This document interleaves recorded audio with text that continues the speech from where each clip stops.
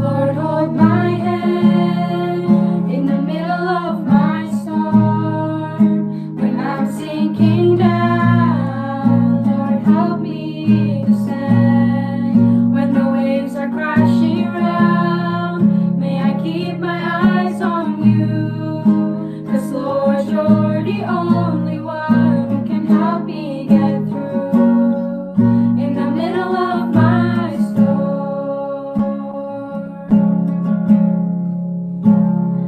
I don't know how the story will end. I didn't see this in the plans you had for me, but I know that I can trust in the one who's working all things for my good. Though I may not know the answers till I reach the other side, I will keep my eyes on Jesus till my faith becomes sight. Lord, hold my hand in the middle of my storm. When I'm sinking down, Lord, help me to stand. When the waves are crashing around, may I keep my eyes on you. 'Cause Lord, you're the only one who can help me get through in the middle of my storm. Lord, you're greater than my problems, greater than my fears. You are greater than my weakness, greater than my tears. You have never let me down, and you are here with me right now. Lord, hold my hand in the middle of my storm. When I'm sinking down, Lord, help me to stand. When the waves are crashing around, may I keep my eyes on you. 'Cause Lord, you're the only one who can help me get through. 'Cause Lord, you're the only one who can help me get through in the middle of my storm.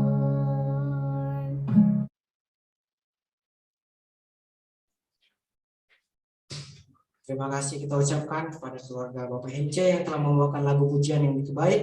Kiranya lagu pujian ini hanya untuk memuji dan memuliakan nama Tuhan. Baiklah, saya akan membacakan ayat inti khotbah kita yang terdapat dalam 1 Petrus 5 ayat 6 sampai 7. Karena itu, rendahkanlah dirimu di bawah tangan Tuhan yang kuat, supaya kamu ditinggikannya pada waktunya. Serahkanlah segala kekhawatiranmu kepadanya, sebab Ia yang memelihara kamu. Baiklah, kita akan mendengarkan khotbah yang dibawakan Bapak Hence Tinangon, tapi sebelumnya kita akan menyanyikan lagu tema kita, Bukan Pergi.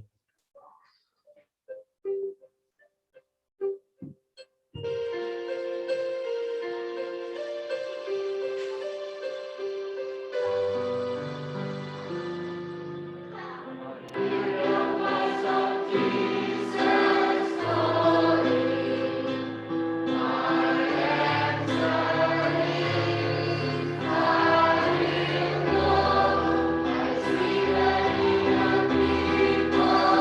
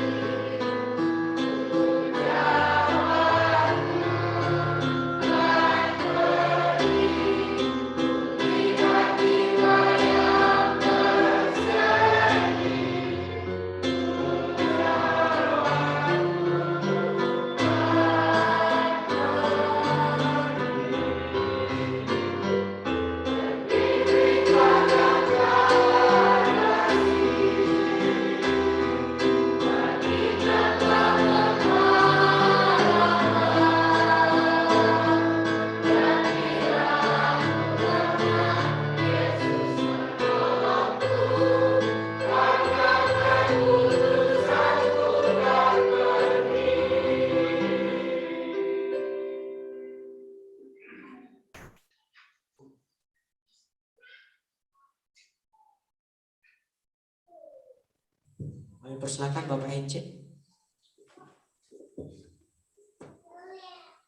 Baik, selamat hari Sabat, salam damai sejahtera untuk saudara-saudaraku, Bapak Ibu, Jemaat Air Raja di Tanjung Pinang. Apa kabar Sabat ini? Baik, selamat Sabat, Pak. Puji Tuhan, haleluya. Sabat ini merupakan suatu kebahagiaan, merupakan suatu kebanggaan tersendiri bagi saya, karena saya mendapatkan kesempatan untuk bisa berbagi kesaksian tentang firman Tuhan bagi saudara-saudaraku Jemaat Air Raja. Dan juga ucapan terima kasih saya bagi Pak Pendeta Gunawan Purba, tua-tua jemaat, dan teristimewa Jemaat Air Raja yang berbahagia dan diberkati Tuhan. Saya sungguh berbahagia juga di kesempatan Sabat ini bersama-sama hadir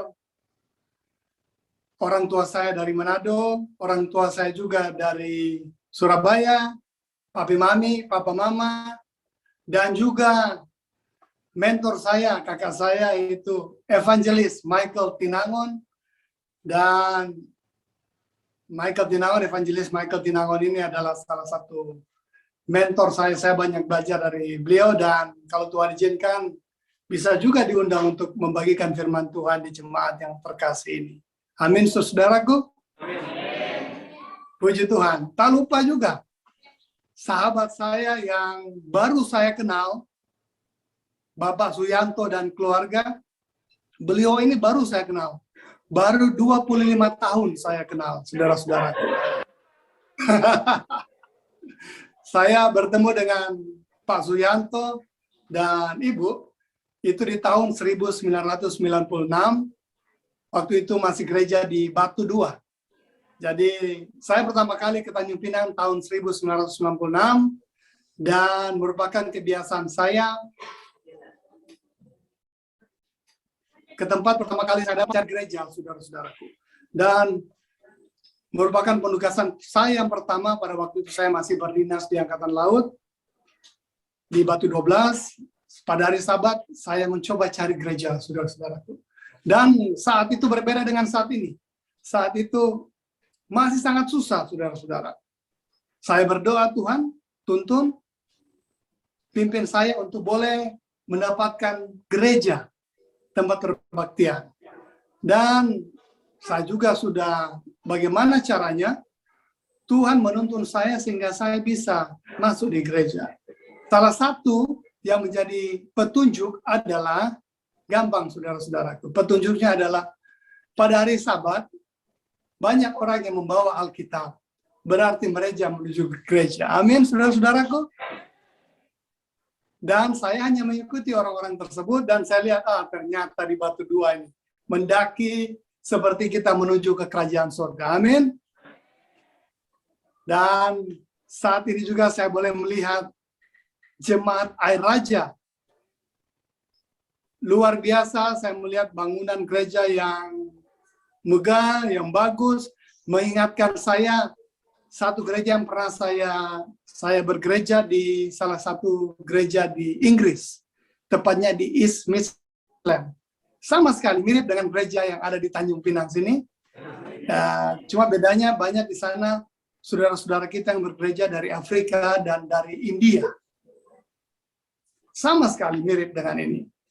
Saudara-saudara yang terkasih di dalam Tuhan, pada Sabat ini saya ingin membawakan judul khotbah terbang bersama Yesus yang merupakan salah satu. Setiap saya membawakan khotbah, pasti judulnya terbang bersama Yesus, dan kali ini memperoleh kesembuhan.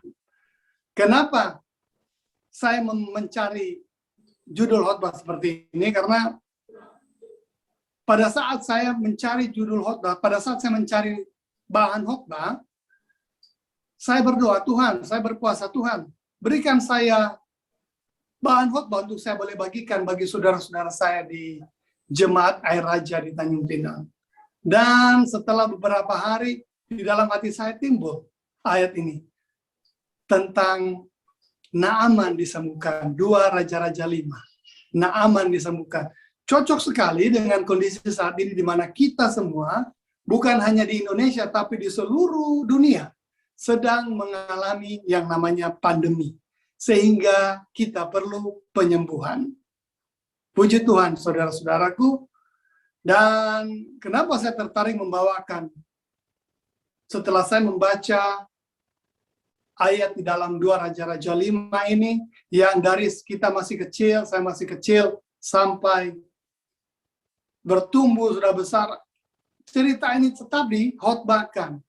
Namun setelah saya lihat ada begitu banyak pelajaran-pelajaran yang indah yang bisa kita dapatkan dari cerita yang kelihatannya sederhana, namun kita bisa melihat bagaimana kebesaran Tuhan di dalam cerita ini. Bagaimana kita melihat pendidikan terhadap anak-anak yang bagus sekali. Tadi saya mendengar bagaimana acara rumah tangga yang dibawakan oleh Ibu Simanjuntak, yang merupakan pendahuluan dari khotbah saya ini. Terima kasih Ibu Simanjuntak, dan juga kita bisa melihat bagaimana kerendahan hati, pelajaran tentang kerendahan hati yang membawa kepada kesembuhan. Dan bagaimana juga kita bisa melihat akibat dari keserakahan dan keinginan terhadap keduniawian, kedagingan yang membawa kepada kebinasaan. Ada begitu banyak pelajaran-pelajaran yang indah yang bisa kita lihat dari cerita tentang Naaman disembuhkan. Namun sebelum kita mulai, bagaimana suara saya bisa kedengaran dengan jelas? Jelas ya? Bisa diangkat tangannya? Puji Tuhan, luar biasa. Terima kasih saudara-saudaraku. Saya agak susah untuk memulai suatu khotbah. Namun yang paling susah bagi saya pribadi untuk berhenti. Kapan berhenti khotbah, saya tidak tahu kapan. Namun saya yakin saya boleh berhenti pada waktunya. Amin. Mari sebelum memulai khotbah ini, mari kita bersama-sama tunduk kepala dan kita undang Roh Suci untuk hadir bersama-sama. Mari kita berdoa. Tuhan Yesus Maha Besar, Engkau yang ada di surga, jamah hati dan pikiran kami, untuk kami siap mendengarkan firman-Mu, terlebih jemaat-Mu, Jemaat Air Raja bersama tamu-tamu yang sudah hadir bersama-sama, boleh mendapatkan berkat dari firman ini, dan berkat itu boleh dibagikan bagi banyak orang. Jamah hati, pikiran, dan lidah hamba-Mu, boleh berkata-kata setuju dan sesuai dengan firman Tuhan saja. Dan semua ini untuk hormat kemuliaan bagi nama Tuhan. Adalah doa dan harapan kami, sudah berdoa dan mengucap syukur. Amin. Saudara-saudara yang terkasih dalam Tuhan, mari bersama-sama kita buka Alkitab kita di dalam 2 Raja-Raja 5. 2 Raja-Raja 5 tentang Naaman disembuhkan. Ayat yang pertama. Naaman, panglima Raja Aram, adalah seorang terpandang di hadapan tuannya dan sangat disayangi. Sebab oleh dia Tuhan telah memberikan kemenangan kepada orang Aram. Tetapi orang itu, seorang pahlawan tentara, sakit kusta. Saudara-saudaraku, Naaman seorang yang terpandang dan disayangi oleh tuannya. Terpandang wajar karena dia adalah seorang jenderal, seorang panglima, seorang yang tertinggi di dalam kekuatan tentara yang ada di kerajaan Aram atau Syria. Dan dia disayangi oleh tuannya. Kenapa disayangi? Karena Tuhan memberikan berkat yang besar kepada kerajaan ini lewat Naaman. Peperangan-peperangan yang dipimpin oleh Naaman selalu berhasil, sehingga raja sangat senang dan menyayangi Naaman. Namun di balik karir dia, jabatan dia yang puncak, yang top, the best, ternyata dia menderita sakit kusta. Sakit kusta, sakit yang pada saat itu sangat dijauhi, sangat jijik. Orang-orang sangat menjauhi. Namun dia mengalami sakit ini. Saudara-saudaraku yang terkasih di dalam Tuhan, mari kita lihat ayat yang berikutnya. Ayat yang kedua, Orang Aram pernah keluar bergelombolan dan membawa tertawan seorang anak perempuan dari negeri Israel. Ia menjadi pelayan pada istri Naaman. Saudara-saudaraku yang terkasih dalam Tuhan, kita melihat sedikit sejarah bagaimana kerajaan Aram ini berperang dengan kerajaan Israel, sehingga mengakibatkan kematian dari Raja Ahab. Ya, Raja Ahab meninggal dalam pertempuran ini, dimenangkan oleh kerajaan Aram atau Syria, dan mereka membawa tawanan dari Israel. Dan di antara tawanan ini, mereka membawa seorang gadis kecil. Gadis kecil yang menjadi pelayan dari istri Naaman. Dan mari kita lihat di ayat berikutnya, ayat yang ketiga. Berkatalah gadis kecil itu kepada nyonyanya, sekiranya tuanku menghadap nabi yang di Samaria itu, maka tentulah nabi itu akan menyembuhkan dia dari penyakitnya. Jadi, penyakit Naaman ini sudah diketahui teristimewa oleh keluarganya tentunya. Dan karena gadis kecil ini adalah pelayan istri Naaman, jadi dia tentunya mendengar. Oh, kasihan Tuhan saya ini sakit kusta dia. Jadi dia memberikan saran kepada ibu, istri dari Naaman. Saudara-saudaraku yang terkasih dalam Tuhan, sekilas kita lihat cerita ini sederhana.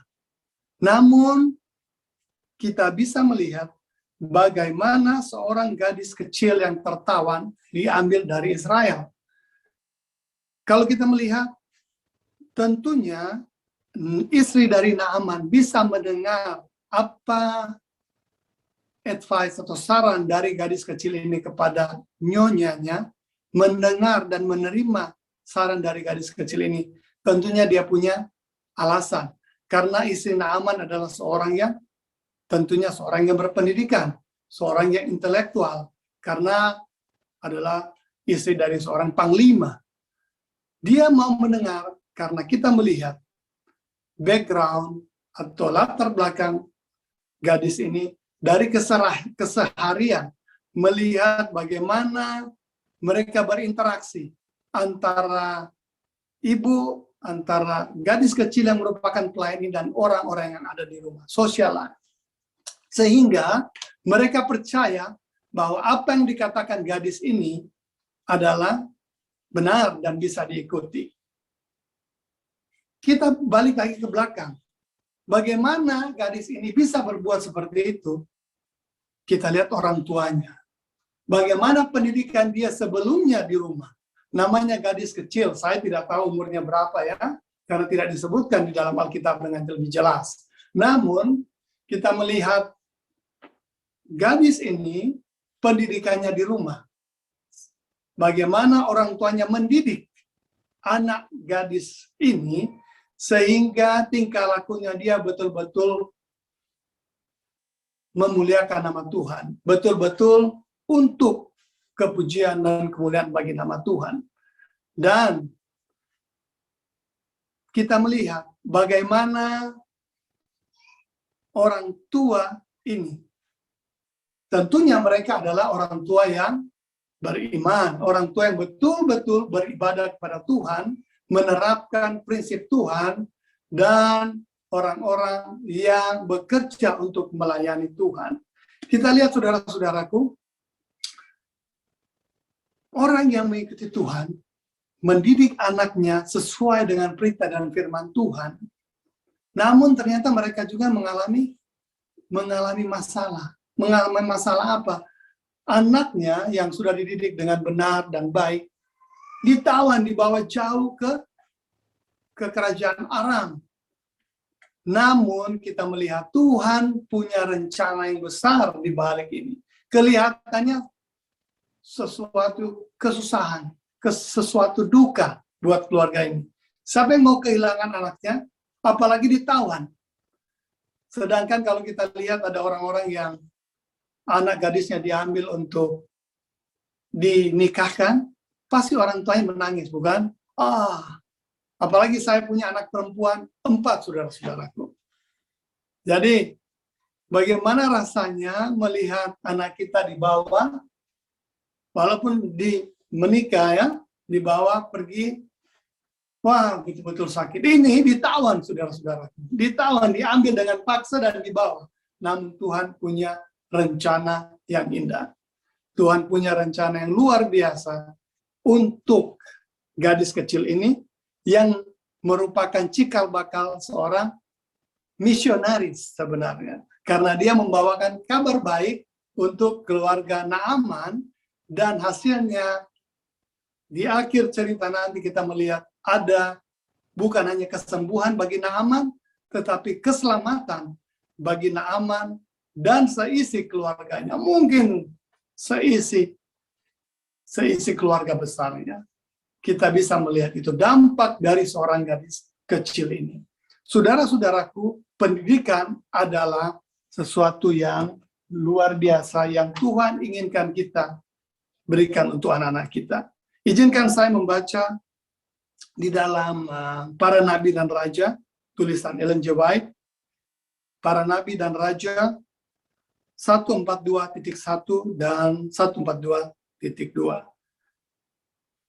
Mari saya bacakan untuk saudara-saudaraku. Tingkah laku gadis tawanan ini, cara yang diterapkannya sendiri di rumah orang kafir itu adalah suatu kesaksian yang kuat terhadap kuasa pendidikan dalam rumah tangga sewaktu masih kecil.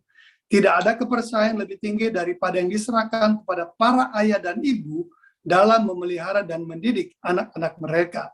Orang tua haruslah menanamkan dasar-dasar tabiat dan kelakuan.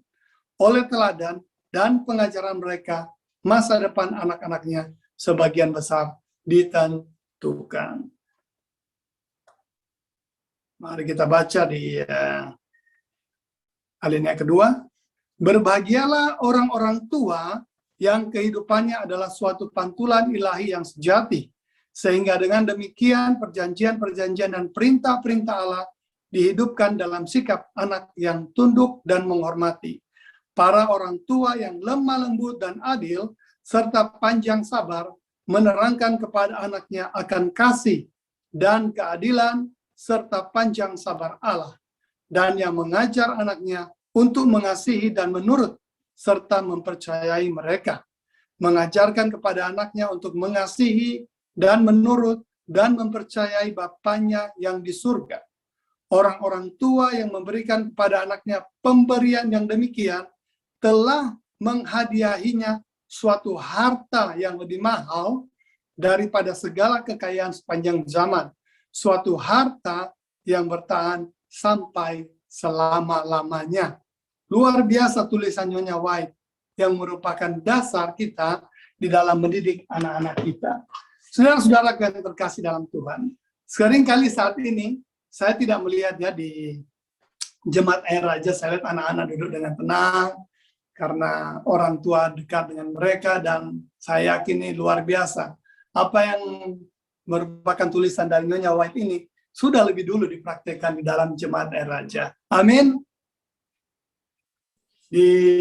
Banyak sekali kita lihat di jemaat-jemaat yang lain. Maaf ya, saya tidak melihat, tapi saya melihat banyak anak-anak yang duduk, mungkin dia sedikit berulang, dikasih handphone, saudara-saudaraku.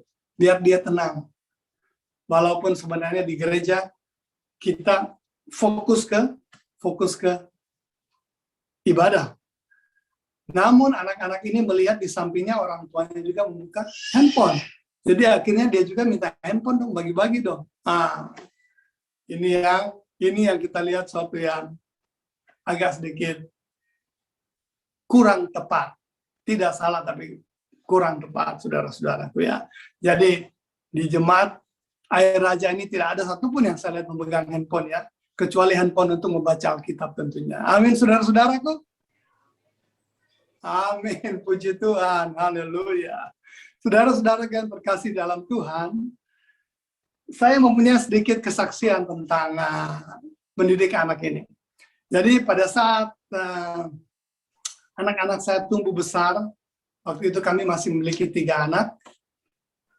Saya dan istri mempunyai kerinduan untuk menyekolahkan anak-anak ini di sekolah Advent. Jadi pada saat kami di Jakarta pada saat saya dulu backgroundnya dari Angkatan Laut, saudara-saudaraku. Jadi saya waktu di Angkatan Laut, puji Tuhan, saya tinggal di rumah mertua, pondok mertua indah. Jadi tinggal dengan mertua, anak-anak besar dengan mertua, dan dari mereka masih kecil, kami sudah biasakan untuk bersama-sama membaca Alkitab di rumah pagi dan malam sebelum tidur. Dan sampai saat ini kami masih membiasakan hal tersebut, saudara-saudaraku. Jadi pada saat itu saya dan istri kita berbincang, kita bilang bagaimana kalau kita bawa ini anak-anak ke sekolah Advent. Oh, cocok, istri saya yang mengusulkan. Saya telepon sekolah Advent waktu itu di Jakarta. Halo, ya, saya punya anak nih. Waktu itu anak saya yang paling tua masih berumur 5,5 tahun, saudara-saudara. Mereka bilang, oh maaf Pak, kami menerima siswa berumur 7 tahun. Memang benar, saudara-saudaraku, karena tulisan Nyonya White menyebutkan usia sekolah dimulai pada 7 tahun. Namun, karena anaknya ini sudah ingin sekolah, jadi akhirnya kita bawa dia ke sekolah yang dekat saja dari rumah kita, sekolah Kristen. Bukan Kristen Advent, tapi Kristen umum. Sambil berjalannya waktu, di tahun 2014, saya keterima di Etihad Airways di Abu Dhabi sini. Saya pindah ke sini, ke Abu Dhabi. Dan saya pindah bulan Mei, di bulan Oktober, istri dan anak menyusul ke sini dan bersekolah di sekolah internasional di sini, di Abu Dhabi. Setelah mereka kurang lebih 3 tahun sekolah di sini, saya dan istri diingatkan oleh Tuhan, kalian dulu pernah mau sekolahkan anak-anak kalian. Mana? Ayo, bawa kalian, anak-anak kalian ke sekolah Advent. Oke, saya dan istri juga bercakap-cakap, mulailah kita browsing, saudara-saudaraku. Browsing, kita cari-cari sekolah Advent di mana ini ya. Karena di sini tidak ada sekolah Advent. Jadi kita coba cari di luar. Kita coba cari di Amerika, kita cari di Kanada. Ada berapa sekolah? Setelah kita masukkan aplikasi, kelihatannya agak sekolah Advent, tapi agak sedikit berat, bermasalah. Aduh, berbulan-bulan kita berdoa, kita berpuasa. Namun rencana Tuhan itu indah dan tidak kita sangka, saudara-saudaraku. Di luar yang kita bayangkan. Pada suatu ketika, karena istri saya juga adalah seorang diakones, jadi di gereja, saya waktu itu sedang tidak tugas, jadi saya menemani anak saya yang kecil di kelas anak-anak. Istri saya menerima tamu di gereja, saya datang. Pak, ada tamu dari Amerika. Oh ya, oke. Jadi serombongan anak-anak bersama dengan guru-guru, mereka memperkenalkan diri dari sekolah Advent dari Amerika, Sunnydale Adventist Academy. Setelah selesai ibadah, saya bercakap-cakap dengan kepala sekolahnya. Oh, ternyata kelihatannya baik ini. Saya coba cari di profil mereka, saya browsing, melihat, oke. Akhirnya kita mulai komunikasi, mereka minta transkrip, dan administrasi yang ada, semua tes, berjalan dengan lancar. Akhirnya anak-anak saya diterima di sekolah Advent Sunnydale di Missouri, di Amerika. Jadi sambil menunggu waktu, mereka mulai sekolah di sana, saya dan istri bilang, bagaimana kalau kita orientasi dulu melihat sekolahnya? Oh, boleh. Karena kita tidak tahu, saudara-saudara, di mana sekolah ini. Namun, sambil berjalannya waktu, ternyata ada aja halangan. Ada halangan yang membuat kita tidak bisa berangkat. Dan sampai suatu saat, anak-anak sudah waktunya untuk berangkat, kita terpaksa harus berangkat dengan mereka sambil memahami mereka. Karena waktu itu selesai musim liburan dan harus masuk sekolah, jadi semua penerbangan penuh. Penerbangan dari Abu Dhabi langsung ke Amerika penuh. Waktu itu kami memutuskan lewat Turki. Jadi saya, istri, dan anak kami kami terbang ke Turki. Sampai di Turki, ternyata pesawatnya penuh juga. Karena kami menggunakan tiket staff, tiket pegawai. Kami bermalam di Turki 1 malam, besok paginya kami juga ke airport, sama saudara-saudaraku. Penuh pesawat. Waduh. Padahal harusnya sehari lagi, kalau tidak salah tuh anak-anak sudah harus memulai sekolah. Jadi kami terpaksa kembali ke Abu Dhabi, sambil menunggu Abu Dhabi, di mana cuti saya juga sudah hampir habis. Namun Tuhan bekerja, saudara-saudaraku. Luar biasa pekerjaan Tuhan, jangan pernah meragukan Tuhan dengan rencananya. Jadi, tiba-tiba ada perubahan schedule di roster saya, tiba-tiba ada notifikasi, saya buka. 3 hari lagi saya harus berangkat ke Chicago, mendapat tugas untuk terbang ke sana. Dapat notifikasi. Dan tujuan kita adalah membawa anak-anak ke Chicago. Puji Tuhan, semuanya siap. Singkat cerita, hari hanya istri dan anak-anak sudah beli tiket, namun kita tidak bisa dapat tiket yang confirm, tapi mendapat tiket yang standby. Berangkatlah kita, sampai di airport, semuanya siap, sudah mau berangkat, lagi boarding penumpang, tiba-tiba ada telepon lagi. Istri saya telepon, wah, istri saya nggak bisa berangkat, saudara-saudara. Jadi anak 2 berangkat bersama saya, waktu itu saya harus tugas terbang. Sampai di Chicago, ambil mobil, sewa mobil, saya membawa anak-anak.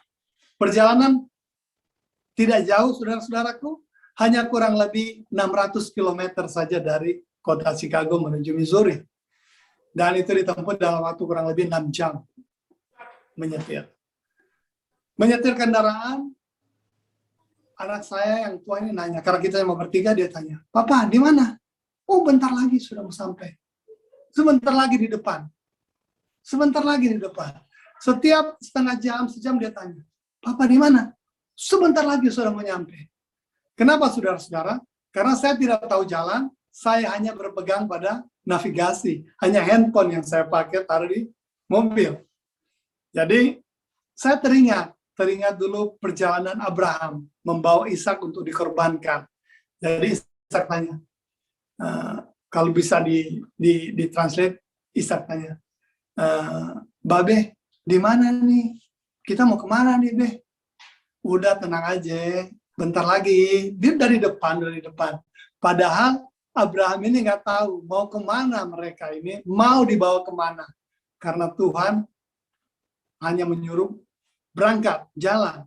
Sama seperti ini, saudara-saudaraku.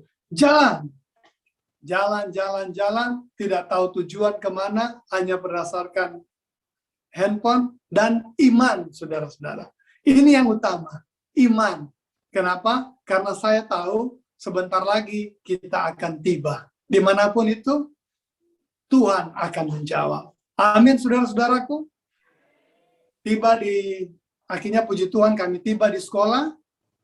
Saya mengantarkan, ketemu dengan prinsipal, kepala sekolahnya, bercakap-cakap, dan saya pamit pulang.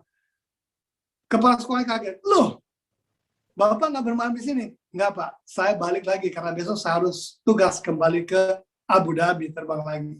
Jadi, anak saya 2 saya serahkan pada Bapak, dalam nama Yesus. Amin, saudara-saudaraku. Tinggal saya balik lagi, saya nyetir mobil malam, kembali ke Chicago, 6 jam lagi. Jadi setelah 14 jam saya terbang, saya nyetir mobil 6 jam, drop anak-anak. Setelah itu saya nyetir lagi 6 jam kembali ke Chicago, kembali ke hotel, saudara-saudaraku. Memang tidak mudah jadi orang tua. Namun untuk keberhasilan anak-anaknya, kita harus berkorban. Betul, saudara-saudaraku? Untuk orang-orang tua, saya mau lihat angkat tangannya dulu nih. Wah, luar biasa. Berarti nih, orang-orang tua yang bersemangat yang luar biasa ini ya, untuk keberhasilan anak-anaknya. Saya tinggalkan anak-anak, saya balik. Saudara-saudaraku, saya juga manusia. Jadi, tengah malam, gelap gulita di Amerika tuh, kalau di kota ada lampu, tapi setelah kita meninggalkan kota, sama saja, saudara. Lampunya tidak ada, gelap gulita. Lihat tangan saya tidak bisa, saudara. Gelap gulita, hujan lebat, capek, ngantuk. Wah, luar biasa memang. Saya jalan, kalau saya lihat bayangan sudah ada 2, saya mampir bentar ke rest area, saya istirahat dulu. Karena kalau ngantuk, saudara-saudara, ngantuk obatnya satu, saudara-saudara. Tidur. Jangan saudara-saudara minum apapun itu, jangan. Cukup satu, minum air putih dan tidur. 15 menit, 20 menit, Anda akan cukup untuk jalan lagi. Ngantuk lagi, tidur lagi, saudara-saudara. Ngantuk itu obatnya cuma satu, tidur. Jangan macam-macam. Saya jalan, puji Tuhan, sampai di hotel, saya beristirahat, dan kembali ke Abu Dhabi, kurang lebih tidak jauh, 13 jam penerbangan dari Chicago balik ke Abu Dhabi. Perjalanan non-stop ya, saudara-saudara. Tidak berhenti, tapi kita jalan terus. Dan ternyata anak saya yang dua ini, setelah saya bawa ke sekolah, sepanjang malam itu mereka tidak bisa tidur, saudara-saudara. Kenapa? Karena jam 10 mati, lampu sudah dimatikan di sekolah, dan kilat, petir, guntur ya, di mana-mana. Jadi mereka dengan suasana yang baru, ketakutan, jadi berdua ini tidak bisa tidur ternyata, saudara-saudaraku. Dan selain itu mereka juga tidak pernah jauh dari orang tua. Namun dengan berjalannya waktu, saya melihat setelah 5 bulan kemudian mereka kembali ke Abu Dhabi, ada perubahan yang besar yang terjadi. Apa itu, saudara-saudara? Sebelumnya mereka suka sekali mendengarkan lagu-lagu dunia. Lagu-lagu yang hits untuk anak-anak muda. Namun setelah mereka kembali dari sekolah, dari Amerika, mereka liburan, sampai di rumah, perubahannya apa? Dengarnya lagu rohani, puji Tuhan.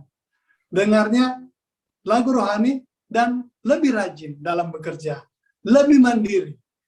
Luar biasa, itulah salah satu guna manfaat dari pendidikan kita di sekolah Advent. Maaf, saya tidak mewakili sekolah-sekolah Advent yang ada ya, karena tidak dibayar, saudara-saudara.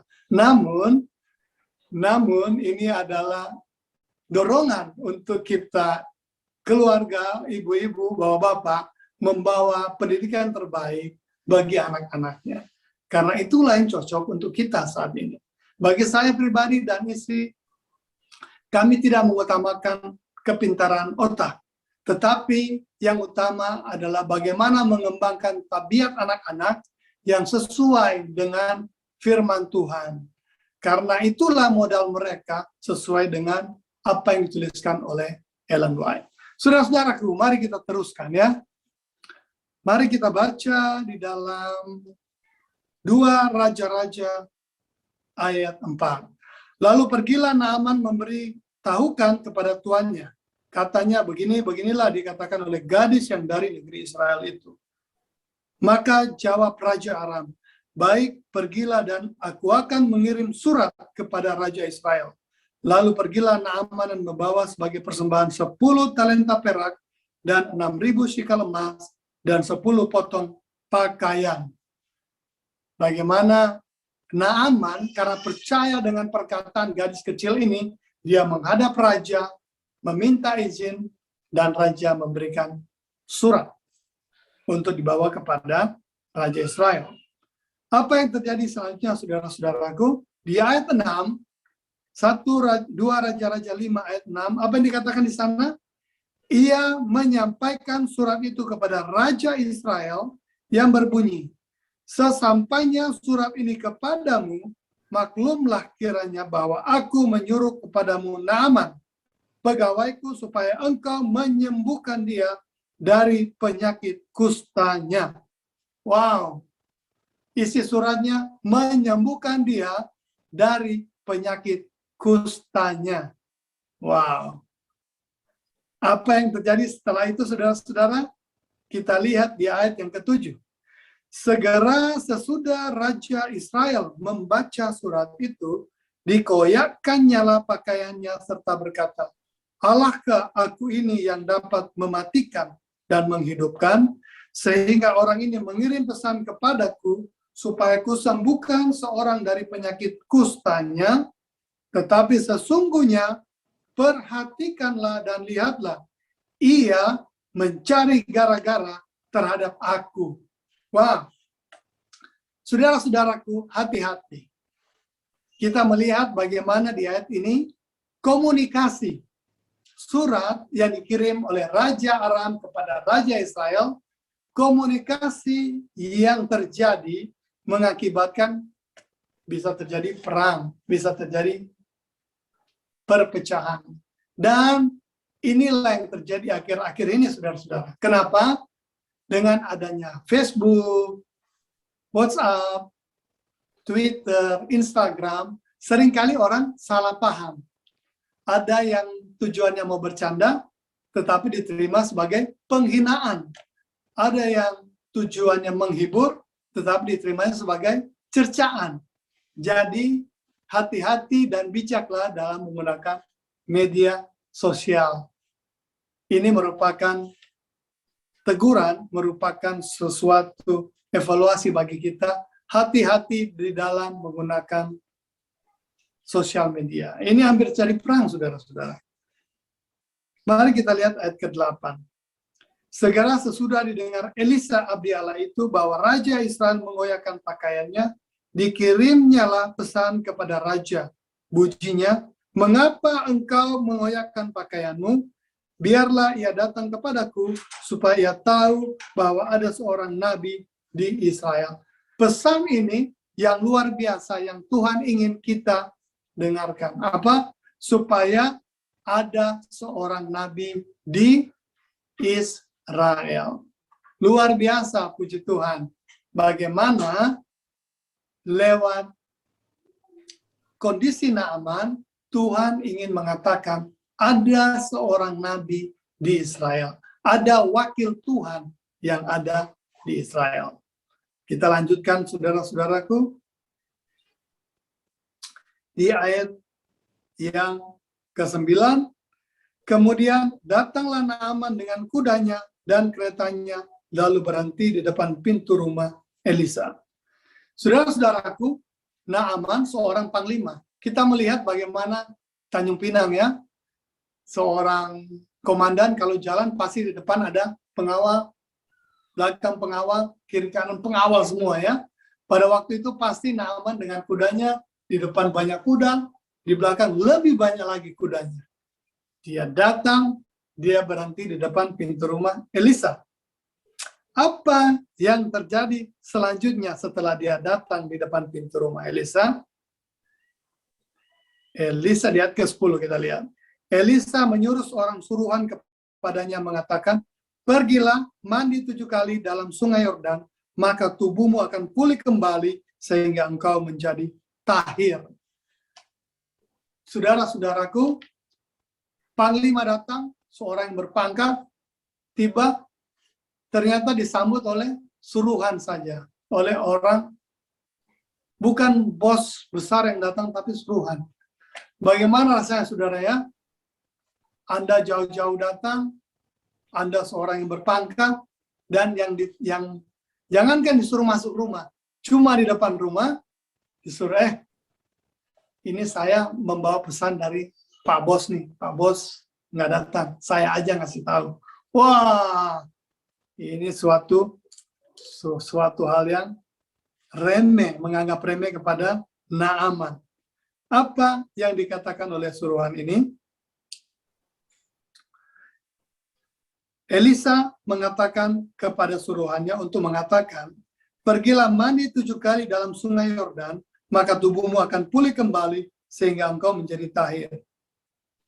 Tetapi ayat 11, tapi pergilah Naaman dengan gusar sambil berkata, aku sangka bahwa setidak-tidaknya ia datang keluar dan berdiri memanggil nama Tuhan Allahnya, lalu menggerak-gerakkan tangannya di atas tempat penyakit itu, dan dengan demikian menyembuhkan penyakit kustaku.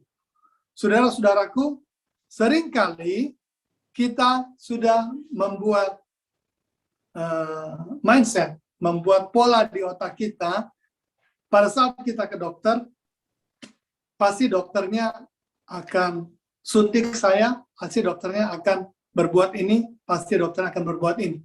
Namun, seringkali apa yang kita harapkan itu tidak sesuai dengan yang kita pikirkan dan yang kita dapatkan. Jadi begitu lain yang kita dapatkan membuat kita kecewa. Dan ini merupakan akumulasi. Kenapa? Yang pertama kita udah sakit hati, wah dia ini nggak benar ya. Saya seorang yang berpangkat datang, bukannya dia yang datang, masuk rumah dulu ngobrol. Enggak, cuma suruhannya, dari Pak Bos disuruh kamu ke Sungai Yordan, mandi 7 kali, sudah kamu sembuh. Naaman sudah mulai dari sikap penerimaan yang kurang baik, dan berlanjut lagi dengan apa yang dikatakan, tidak sesuai dengan yang dia harapkan di otaknya. Nggak benar ini, sudah. Nggak benar nih. Maunya Naaman tuh datang, simsalabim, abrakadabra, selesai. Ya, namun itu dunia, saudara-saudara. Tuhan bekerja dengan caranya Tuhan. Tuhan tidak mau dengan cara itu. Kita lihat selanjutnya apa yang terjadi, saudara-saudara. Tetapi pergilah Naaman dengan gusar sambil berkata, aku sangka bahwa setidak-tidaknya ia datang keluar dan berdiri memanggil nama Tuhan Allahnya, lalu menggerak-gerakkan tangannya di atas tempat penyakit itu, dan dengan demikian menyembuhkan penyakit kustaku.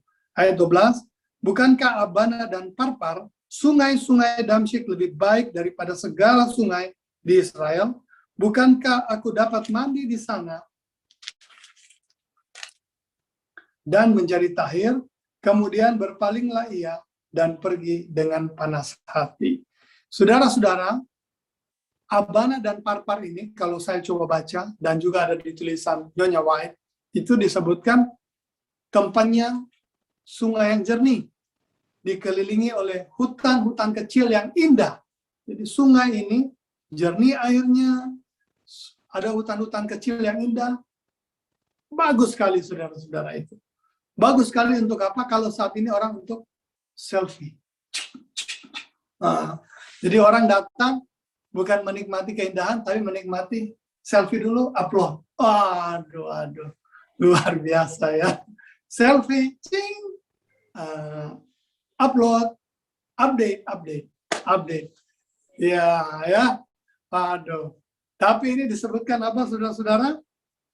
Abana dan Parpar itu bagus tempatnya, tapi tempat ini orang sering datang berbondong-bondong ke tepi sungai ini untuk menyembah berhala. Itu yang dikatakan oleh tulisan Nyonya White. Dan karena Naaman ini backgroundnya adalah seorang yang paganisme atau penyembah berhala, maka mindsetnya dia adalah berhala. Tuhan tidak mau. Tuhan mau, kamu mau sembuh, kamu harus terbang bersama saya. Kamu harus ikut saya. Kamu harus mengakui saya dan beriman kepada saya. Amin, saudara-saudaraku. Saat itu juga sebenarnya ada peperangan antara, kalau kita lihat, antara setan dan kuasa dari sorga. Setan mencoba membuat Naaman, karena setan melihat, kalau Naaman ikut apa yang dikatakan oleh raja, maka saya kehilangan salah satu pengikut saya nih, karena dia penyembah berhala. Jadi dia membuat peperangan ini mengeraskan hati Naaman, sehingga Naaman bilang, selesai, balik kita, cabut. Di sana banyak kok sungai-sungainya, cantik-cantik buat upload foto, buat update status. Ngapain kita di sini? Sungai Yordan juga jelek, kotor. Wah, no way. Ya. Namun apa yang terjadi berikutnya kalau kita lihat, saudara-saudara? Tetapi pegawai-pegawainya datang mendekat serta berkata kepadanya, Bapak, seandainya Nabi itu menyuruh perkara yang sukar kepadamu, bukankah Bapak akan melakukannya? Apalagi sekarang ia hanya berkata kepadamu, mandilah dan engkau akan menjadi tahir. Di ayat ini kita melihat pentingnya kita memiliki orang-orang baik yang ada di sekitar kita, yang mempengaruhi kita dengan hal-hal yang positif.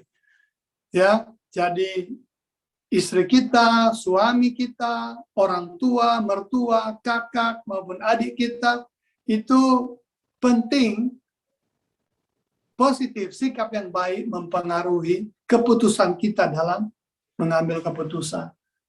Saudara-saudaraku, ya. Dan kita juga melihat ya bagaimana firman Tuhan yang berkata di dalam 1 Korintus 15 ayat 33. 1 Korintus 15 ayat 33. Apa yang dikatakan firman Tuhan di sana? Coba kita sama-sama buka 1 Korintus 15 ayat 33.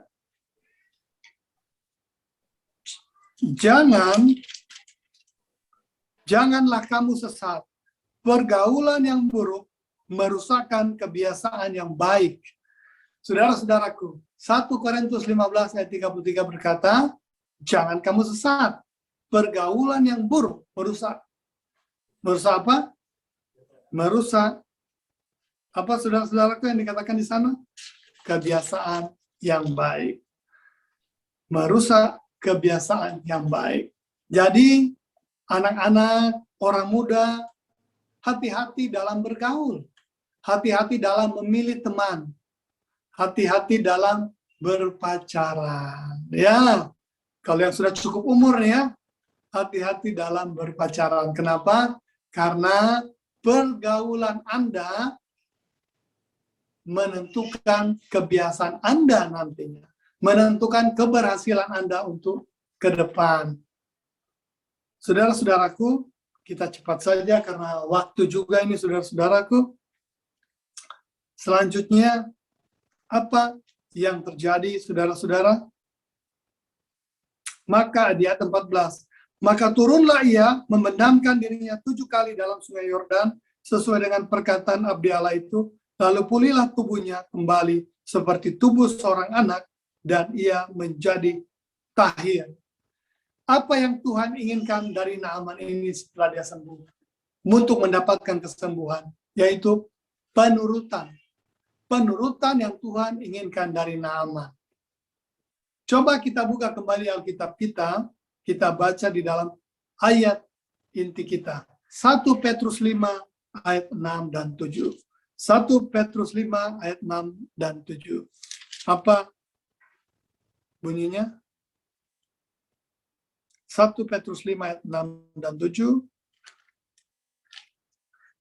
Karena itu rendahkanlah dirimu di bawah tangan Tuhan yang kuat, supaya kamu ditinggikannya pada waktunya.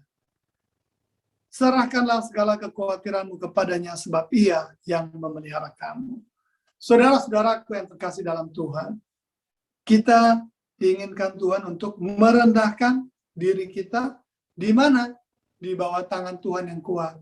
Bukan merendahkan diri kita di tangan manusia, di tangan mereka yang berkuasa. Tidak. Tuhan bilang apa? Di bawah tangan Tuhan yang kuat. Supaya apa? Supaya kita ditinggikan Tuhan pada waktunya. Pada waktunya Tuhan.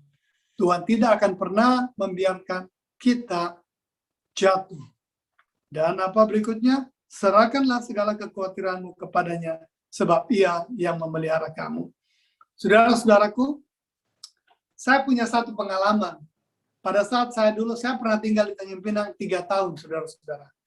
Waktu itu saya pindah tugas dari Surabaya, masuk Tanjung Pinang, saya tinggal di Tanjung Pinang. Itu saya cukup dekat dengan Pak Suyanto dan keluarga. Saya pernah ikut juga buka sabat. Saya masih ingat Pak Suyanto kalau masih minum susu kedelai sampai saat ini ya. Susu kedelainya luar biasa punya Pak Suyanto nih. Saya kangen sampai sekarang nih. Jadi saya ingat satu kali saya terbang ke Batam, kita 2 pesawat, sebenarnya 3 pesawat. Pesawat yang pertama tuh sudah duluan berangkat, mendarat di Batam, dan saya bersama senior saya ini terbang belakangan. Tujuan kita mau menjemput komandan yang baru datang dari Jakarta. Jadi biasanya kita kalau terbang ke Batam tuh kita sering karena kita angkatan laut, jadi kita tidak punya aturan, saudara-saudara ya, bebas. Saya ingat kalau saya terbang ke Batam tuh speedboat yang dari Batam ke Tanjung Pinang tuh sering kita kebut-kebutan sama speedboat ya. Kita kebut-kebutan, sering kita pepet speedboatnya, jadi speedboatnya tuh harusnya dia lurus menuju Batam, kita pepet jadi dia agak menuju sedikit ke arah Kijang dulu, baru dia balik lagi, saudara-saudara. Kita main-main dengan speedboat. Dan suatu ketika, saya dengan senior saya ini, 2 pesawat kita bilang, jadi kita senang sekali terbang rendah, nyambar di airport, Hang Nadim Batam. Setelah itu, di depan tower, itu saya belok ke kiri, dia belok ke kanan, baru kita mendarat sama-sama. Mendarat kembali sama-sama. Oke, setuju? Pada saat manuver ini, saudara-saudara, karena kita terbang sangat rendah ya, saudara bayangkan orang yang cari ikan di antara Kijang, di Kijang situ, orang yang lain-lain cari ikan, kalau kita lewat pakai pesawat, mereka loncat dari perahunya, saudara-saudara. Kenapa? Karena dia takut kita mesambar dia di perahu. Saking rendahnya itu, saudara-saudara ya. Jadi dia loncat dari perahunya, dia loncat ke air. Jadi sebenarnya kita juga ini agak sedikit banyak dosa di Tanjung Pinang. Kita sering ganggu-ganggu nelayan-nelayan di Tanjung Pinang. Jadi pada saat kita manuver, terbang sangat rendah, di atas airport Hang Nadim, pada saat saya mau belok ke kiri, senior saya ini pesawatnya dia harusnya belok ke kanan. Namun tiba-tiba dia belok ke kiri, saudara-saudara. Jadi saya di kokpitnya dia tuh di atas kepala saya, saudara-saudara. Hampir nabrak pesawat saya. Hampir nabrak. Hanya beberapa senti, bukan meter lagi. Hanya beberapa senti saja. Push! Dan teman-teman saya yang lagi di darat, pesawat satu yang sudah di darat maupun ATC yang ada di Batam, mereka semua tutup mata. Kenapa? Karena mereka pikir pesawat saya dan pesawat satunya lagi sudah tabrakan, saudara-saudara. Push! Lewat dia, saya pun pada saat itu terjadi, saya dorong pesawat saya, dorong ke bawah. Jadi pesawat ini lewat di depan saya, di atas mata saya. Setelah saya dorong pesawat ini, dia lewat. Wah, tidak terjadi apa-apa. Saya open power lagi, saudara-saudara. Kenapa? Karena waktu saya dorong, speed saya habis. Jadi pesawat ini, karena tidak ada kecepatan lagi, dia bisa jatuh, saudara-saudara ya. Pada saat saya dorong, itu di atas terminal Batam, Hang Nadim Batam. Saya open power saya, pesawat itu tidak ada reaksi, saudara. Dia hanya swing. Saya dorong lagi powernya. Saya pikir, wah ini bermasalah, mungkin mesin saya udah kena di pesawat yang satunya ya. Saya dorong lagi, waduh, tidak ada reaksi. Dan itu beberapa detik itu tidak ada reaksi apa-apa. Jadi tinggal nunggu beberapa detik lagi, kalau tidak ada kecepatannya tidak naik, maka sudah dipastikan saya akan jatuh. Dan jatuhnya itu di atas terminal penumpang di Hang Nadim Batam. Kalau itu jatuh, bayangkan berapa banyak korban yang akan terjadi di sana. Pada saat saya dorong tidak bisa, puji Tuhan tiba-tiba, itulah waktunya Tuhan, saudara-saudara ya. Waktunya Tuhan itu luar biasa. Tiba-tiba, saya seperti diingatkan, jadi di pesawat saya itu ada 2 ya, buat power, yang sampingnya lagi itu buat bahan bakar. Ternyata pada saat tadi saya dorong pesawat yang satunya hampir mau nabrak pesawat saya, co-pilot saya tanpa sengaja dia teriak, astagfirullah, dia tutup mata, tapi tangannya yang sebelah kiri itu sempat kena bahan bakar. Jadi yang tadinya harusnya bahan bakarnya mati mesinnya, tapi karena puji Tuhan tidak terlalu banyak dia tutup, bahan bakarnya itu masih ada, tapi hampir mati mesin pesawat nih. Jadi pada saat saya dorong powernya tidak ada reaksi karena bahan bakarnya tidak ada lagi. Saya lihat, waduh, bahan bakar hampir ketutup. Saya dorong bahan bakarnya, saya dorong lagi powernya, baru pesawat itu loncat tiba-tiba, saudara. Buah, naik lagi. Seperti mobil yang digas tiba-tiba ya. Puff. Puji Tuhan. Puji Tuhan, normal lagi, saya bisa mendarat, begitu mendarat, parkir, didatangi sama kru yang satunya, kita dipeluk, saudara. Kenapa dipeluk? Karena dibilang, wah, saya kira tadi abang udah mau mati, katanya. Wah, kacau ini orang ini. Kenapa udah mau mati? Karena pesawatnya tadi kayaknya mau tabrakan, katanya. Mau tabrakan, dan pesawat setelah habis itu, pesawatnya satu normal terbangnya, pesawat saya itu nggak jalan-jalan, saudara. Jadi dia lihat kayak layang-layang mau putus gitu. Jadi datang mereka kru pesawatnya, mereka peluk saya. Waduh, selamat bang. Kenapa? Saya kira tadi abang udah mau mati. Wah, nggak benar ini. Jadi ya, puji Tuhan. Itu adalah waktunya Tuhan. Puji Tuhan. Kenapa ini Tuhan masih berikan kesempatan saya ada di sini? Karena salah satunya saya bisa bagikan itu saudara-saudaraku di Jemaat Air Raja Tanjung Pinang. Amin, saudara-saudaraku. Percaya sama Tuhan. Tuhan punya waktu. Tuhan punya waktu untuk saya, saudara, dan untuk kita semua. Walaupun orang takutan, aduh corona. Corona di mana-mana. Pakai sarung tangan. Pakai hand sanitizer. Setiap 2 menit pakai hand sanitizer. Pakai masker. Sampai 2 lapis. Akhirnya bukan corona yang bunuh kita, saudara-saudara. Yang bunuh kita, ketakutan kita yang membunuh kita. Masker 3 lapis. Yang membuat kita susah, akhirnya apa? Susah bernapas, saudara-saudara. Kenapa? Karena terlalu banyak masker di mulut kita, di hidung kita. Hah? Jadi, saudara-saudaraku, tanpa kita mengabaikan protokol kesehatan, kita percaya sama Tuhan. Percaya sama Tuhan, kalau belum waktunya, walaupun koronces mau datang, tidak ada, saudara-saudara. Kita tetap sehat, kuat di dalam nama Tuhan. Amin. Puji Tuhan. Jangan pernah ragukan Tuhan. Yakinlah Tuhan ada bersama-sama dengan kita. Saya lihat waktunya cepat sekali, saudara-saudara ya. Terus, mari kita lanjutkan di ayat yang berikutnya. Apa yang terjadi, saudara-saudara? Ayat ke-15. Kemudian kembalilah ia dengan seluruh pasukannya kepada abdi Allah itu. Setelah sampai, tampillah ia ke depan Elisa dan berkata, sekarang aku tahu bahwa di seluruh bumi tidak ada Allah kecuali di Israel. Karena itu terimalah kiranya suatu pemberian dari hambamu ini. Pesan yang luar biasa yang disampaikan di ayat 15 ini adalah apa, saudara-saudaraku? Sekarang aku tahu bahwa di seluruh bumi tidak ada Allah kecuali di Israel. Maaf. Kalau kita bisa pesan, kalau kita bisa pinjam kata-kata ini, kita bisa melihat bahwa sekarang aku tahu bahwa tidak ada Allah kecuali di Jemaat Air Raja di Tanjung Pinang. Amin. Luar biasa. Jemaat Air Raja bisa menjadi berkat buat banyak orang. Pesan yang luar biasa ini memberikan kebesaran nama Tuhan bagi bangsa kafir, bagi orang kafir. Setelah itu apa, saudara-saudara? Ucapan syukur dari Naaman untuk memberikan pemberian kepada Nabi Elisa. Saudara-saudaraku, jangan lupa kalau saudara-saudara sudah sembuh, saudara-saudara terjawab doanya, dijawab oleh Tuhan,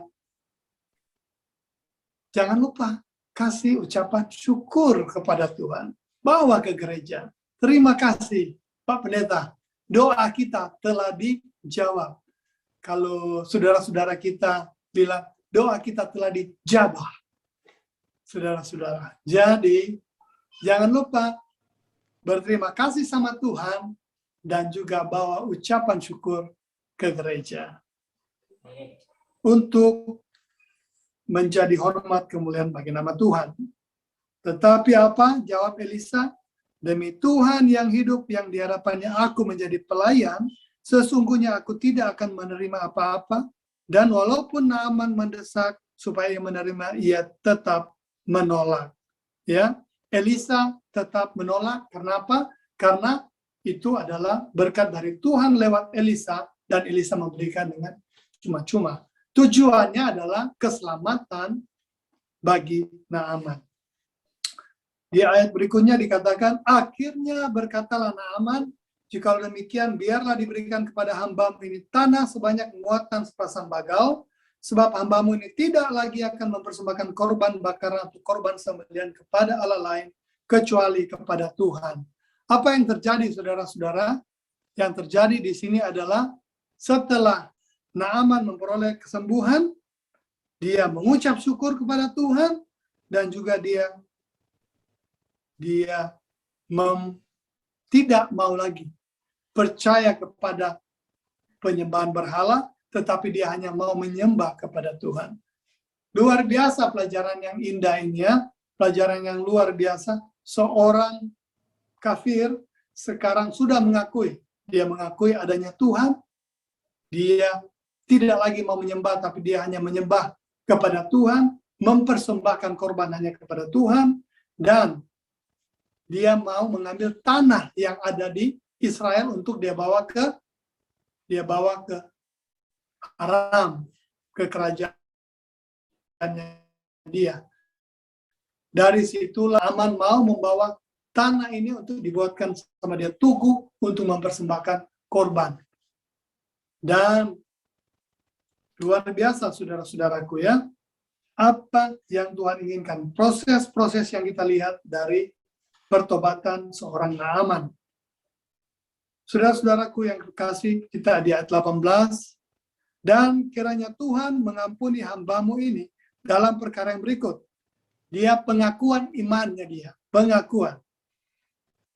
Apabila tuanku, artinya rajanya, masuk ke kuil Rimon untuk sujud menyembah di sana, dan aku menjadi pengapitnya sehingga aku harus ikut sujud menyembah dalam kuil Rimon itu, kiranya Tuhan mengampuni hambamu ini dalam hal itu.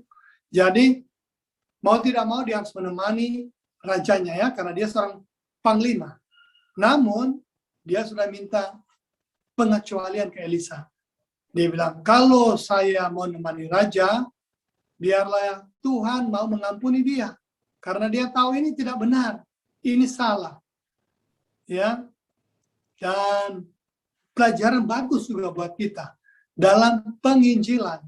Jadi penginjilan seringkali kita melihat orang, wah kamu salah.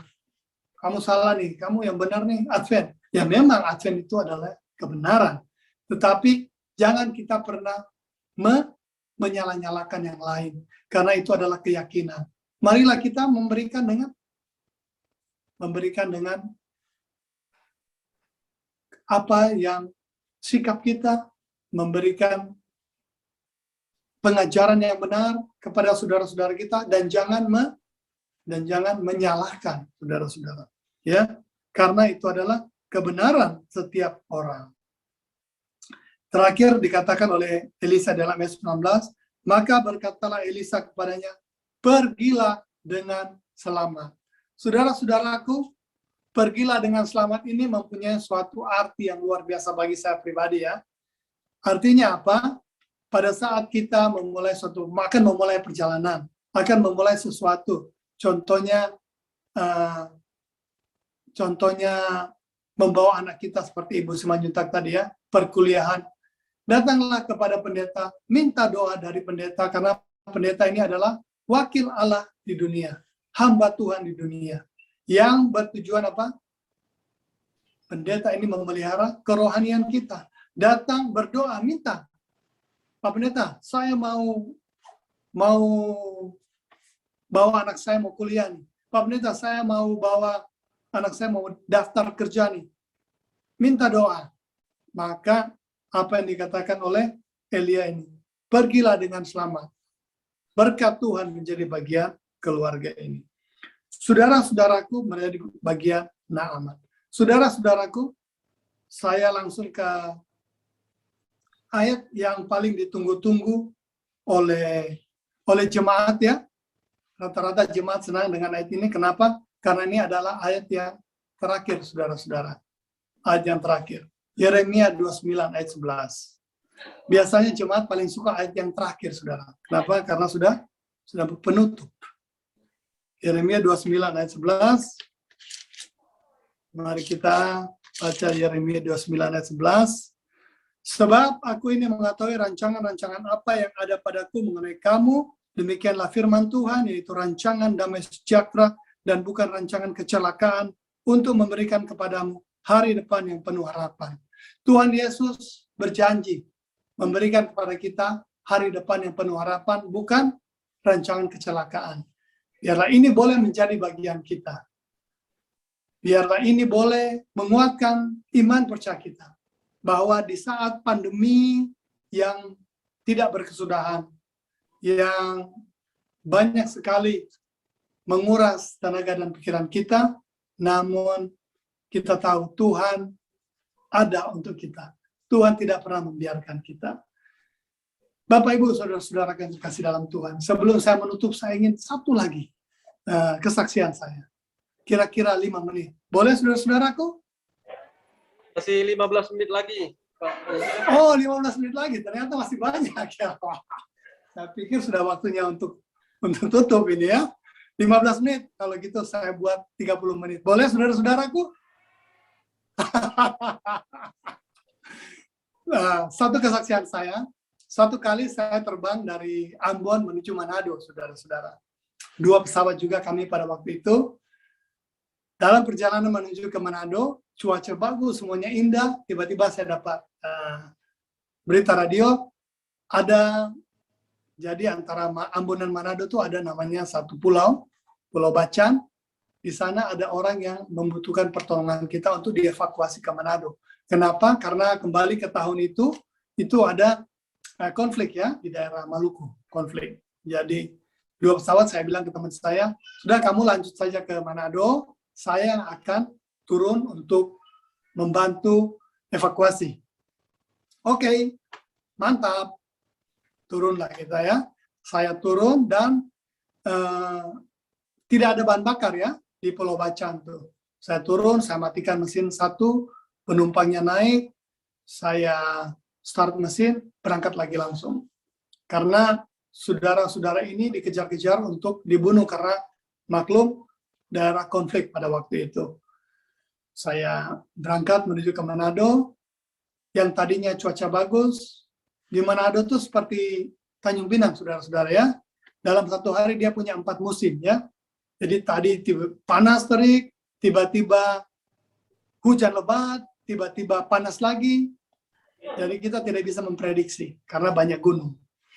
Dan mendekati Manado, saya dapat informasi cuaca, saudara-saudara. Informasi cuaca apa? Hujan lebat, jarak pandang sangat terbatas, banyak pesawat tidak bisa masuk. Makin mendekati Manado, saya tanya bagaimana perkembangan cuaca. Alhamdulillah, cuacanya tidak berubah, saudara. Masih tetap hujan lebat, tidak ada perubahan cuaca. Waduh, saya lihat bahan bakar saya makin berkurang. Kalau saya tidak bisa mendarat di Manado, saya harus mendarat di laut, saudara-saudara. Mendarat di air. Kenapa? Karena bahan bakar saya sudah tidak cukup. Tadinya yang bahan bakar saya cukup untuk ke Manado, namun saya harus ke Bacan, dan saya harus naik lagi menuju ke Manado. Jadi sudah terpakai. Sudah tidak bisa lagi saya pakai bahan bakar ini ke alternate, ke landasan cadangan saya. Saya berdoa, Tuhan, jadilah kehendak-Mu. Makin mendekati Manado, cuaca tambah buruk, saudara-saudara. Cuaca hujan tambah lebat, jarak pandang terbatas, pesawat tidak ada yang masuk. Namun saya yakin ini kampung saya sendiri nih, saudara. Dalam nama Yesus saya bisa. Jalan terus, mendekati landasan, saya bisa melihat jalan. Saya lihat, ini kampus saya dulu. Saya kebetulan pernah kuliah di Universitas Kelabat, saudara-saudara, di Manado. Jadi saya lihat, ini kampus saya nih. Saya sambil jalan lagi, ini jalan menuju ke Manado ini. Jalan terus, dan mendekati airport memang betul, saudara. Hujan sangat lebat, bandara tidak terlihat, walaupun saya menguasai daerah situ, namun tidak bisa apa-apa, saudara. Di samping kanan saya ada gunung yang sangat tinggi, samping belakang kiri saya itu ada juga gunung yang tinggi, walaupun tidak setinggi yang di kanan. Dan satu lagi, bahan bakar saya sudah tidak cukup untuk saya kemana-mana. Saya berdoa, sambil dalam hati saya berdoa, saya tetap tenang. Co-pilot saya sudah keringatan, saudara, bajunya sudah basah. Kenapa? Karena kita sudah tidak punya pilihan. Kalau saya juga, walaupun saya juga agak sedikit gugup, saudara. Kenapa? Karena pilihan ini berat. Namun saya tetap tenang, karena saya tahu Tuhan beserta kita. Jalan terus. Saya tahu ini di di atas landasan ini. Begitu di atas landasan saya lihat ada lubang kecil. Lubang kecil saya tahu ini kayak di atas landasan ini. Saya langsung power saya tutup, saya turunkan roda pendarat, saya bilang langsung masuk, kita langsung mendarat ini. Oh, yakin Bang? Yakin, sudah berdoa saja. Daripada kita di laut, mendingan kita mendarat di landasan. Turun terus, langsung saya masuk ke dalam lubang yang kecil ini. Dan puji Tuhan, ternyata itu memang landasan, saudara. Masuk, saya lihat, mendarat. Setelah saya mendarat, ATC, biasa controller itu kontak kita. Posisi Anda di mana? Posisi, karena sepanjang perjalanan dia tanya terus, posisi di mana? Posisi di mana? Karena mereka tidak tahu posisi kita. Mendekati, posisi di mana? Pada saya sudah mendarat, dia masih tanya, posisi di mana? Saya bilang, posisi saya sudah parkir, Pak. Karena dia sendiri tidak bisa melihat landasan, saudara. Hujan lebat, jarak pandang sangat terbatas, pesawat tidak ada yang diizinkan masuk, kita diizinkan kenapa? Karena kita pesawat militer. Pesawat militer bebas, misi. Saya bisa masuk, saya bisa mendarat, karena kuasa Tuhan. Kembali lagi, Tuhan mempunyai waktu untuk kita masing-masing.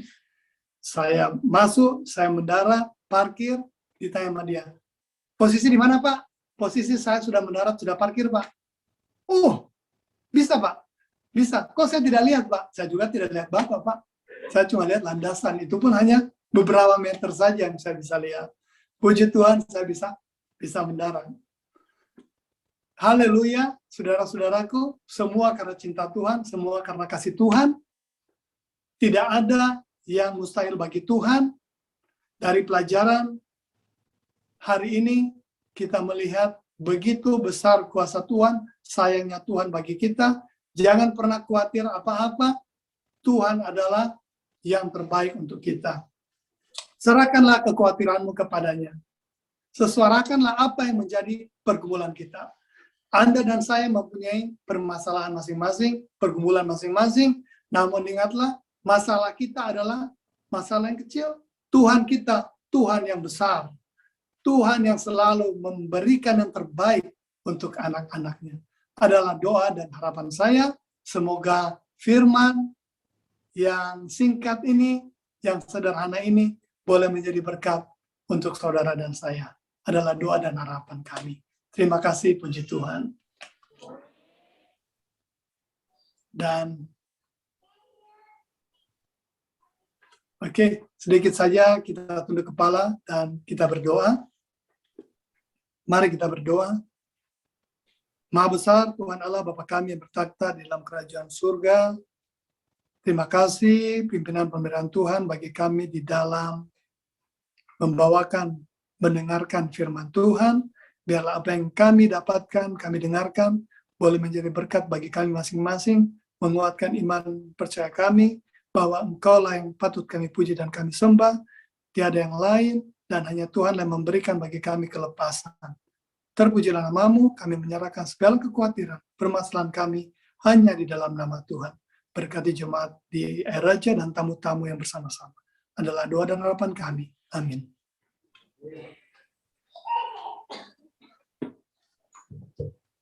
Baiklah, kita ucapkan terima kasih pada Bapak Hence Tinangon yang telah membawakan firman Tuhan dan kesaksian yang begitu bagus.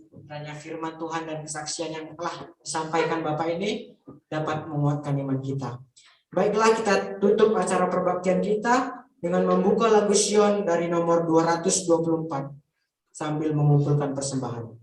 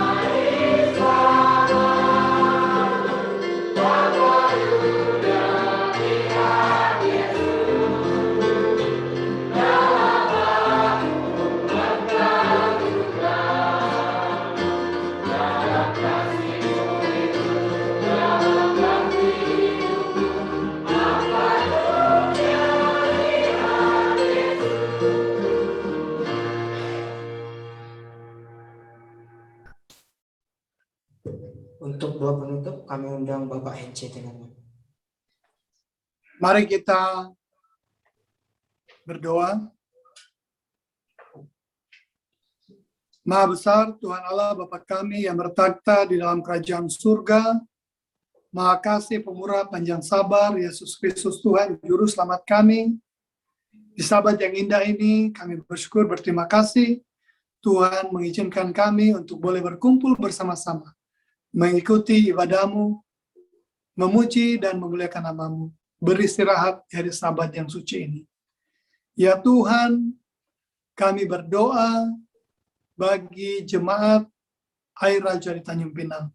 Apa yang menjadi rencana-rencana jemaat? Apa yang menjadi tujuan-tujuan? Apa yang menjadi program kerja mereka ke depan? Biarlah Tuhan campur tangan, Tuhan pimpin. Jamaah satu persatu dari gembalamu, Pendeta Gunawan Purba. Begitu juga dengan tua-tua maupun jemaat yang terkasih. Biarlah ya Tuhan memimpin mereka satu persatu bersama-sama di dalam setiap pergumulan, permasalahan yang mereka hadapi masing-masing. Bukakan jalan keluar dan teristimewa berkati jemaat ini dengan berkat-Mu ya Tuhan. Kami berdoa bagi tamu-tamu yang sudah berkenan hadir bersama-sama di dalam perbaktian kami lewat ibadah Zoom meeting ini. Biarlah ya Tuhan, berkat-Mu yang sama boleh juga menjadi bagian tamu-tamu yang hadir, famili kenalan di mana saja mereka berada. Tuhan sertai, Tuhan bersama-sama. Apa yang menjadi kekhawatiran, apa yang menjadi permasalahan, itu adalah kecil. Tuhan kita, Tuhan yang besar. Terpujilah nama Tuhan, pimpin kami selepas ibadah ini. Saudara-saudara yang akan pulang kembali ke rumah masing-masing, Tuhan menyertai, Tuhan memimpin, dan Tuhan menjaga, sehingga mereka boleh tiba dengan penuh sukacita, tidak kurang satu apa, dan terlebih dari itu, mereka boleh membagikan berkat bagi saudara-saudara yang lain yang belum mengenal kebenaran-Mu. Terpujilah nama-Mu Tuhan, pimpin di sisa hari Sabat ini, di dalam satu nama yang indah, kami sudah berdoa dan mengucap syukur. Adalah doa dan harapan kami. Haleluya. Amin.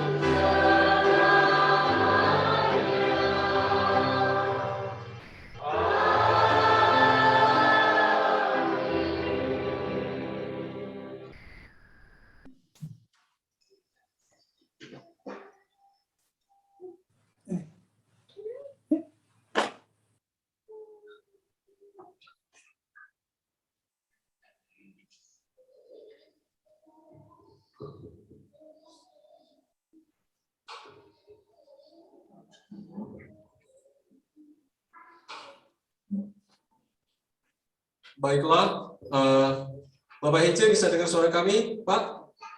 Bisa, bagus. Baik, luar biasa kabaran yang begitu menguatkan kami di Jemaat Air Raja. Kami atas nama Jemaat Air Raja menyampaikan terima kasih banyak atas pelayanan firman yang disampaikan oleh Bapak Hence secara pribadi, keluarga melalui lagu pujian, dan bahkan semua tamu-tamu yang dapat hadir di ruangan Zoom pada hari Sabat yang kudus ini. Kami di sini sudah jam 12 tepat, mungkin di Abu Dhabi sekarang jam 9 ya Pak ya? Betul. Harusnya kami tadi masih menunggu 1 jam lagi untuk kesaksian-kesaksian. Karena kami mendengar masih banyak kesaksian lagi, sebenarnya tidak dibagikan tadi Pak ya? Mungkin untuk Banyak, betul. beberapa bulan ke depan, kita juga akan kembali ya Pak, menerima firman dari Bapak Hence. Terima kasih. Amin. Kalau boleh sedikit saya mengingat dulu kenangan bersama Pak Hence ini, oleh karena Bapak juga lah saya bisa bertemu dengan istri saya sekarang. Karena dulu Bapak yang mengantar dengan pesawat, walaupun bukan Bapak yang membawa waktu itu, tapi dengan pesawat yang Bapak tumpangkan dengan gratis itu, Pak. Ya, dapat makan lagi ya. Nah, jadi saya bisa akhirnya sampai ke Jakarta. Lalu dari Jakarta lanjut lagi ke Surabaya waktu itu. Terima kasih banyak Pak Hence. Amin. Terima kasih kepada Ibu yang juga mungkin bergabung ya pada saat ini. Terima kasih Ibu dan juga putra-putri, bahkan abang dan keluarga besar yang bergabung, dan bahkan juga teman-teman kami, Pak Desi Homping juga yang bergabung melalui ruangan Zoom. Nah, dan kita semua, Pak Galigi juga sudah hadir saat ini. Terima kasih, puji Tuhan, semua dalam keadaan sehat. Sebelum kita berpisah, Pak, kami ada satu pantun buat Bapak. Jadi pantunnya begini, Pak. Oh, ada Ibu di sini ya. Baik, selamat sahabat Bu. Terima kasih banyak Bu ya atas pelayanan dari pada sahabat ini. Amin. Selamat. Iya. Baiklah, pantunnya demikian. Pergi ke pasar membeli rawon. Rawon disimpan di dalam peti. Terima kasih Bapak Hence Tindangon. Semoga Tuhan selalu memberkati. Amin. Puji Tuhan. Ini video ini hasil rekamannya kami akan kirimkan kepada Bapak dan kami juga akan bagikan kepada saudara-saudara yang lain. Terima kasih Pak, sekali lagi selamat sahabat Bapak dan Ibu, putra-putri kiranya semakin diberkati Tuhan dalam pekerjaan, berkat dan terang bagi banyak orang. Tuhan kiranya memberkati kita semua. Amin. Terima kasih. Ya, Tuhan berkati. boleh coba melambaikan tangan? Ya. Cara kameranya ya. Baik, terima kasih Pak. Kami tunggu kehadirannya di Tanjung Pinang dan bahkan untuk pertemuan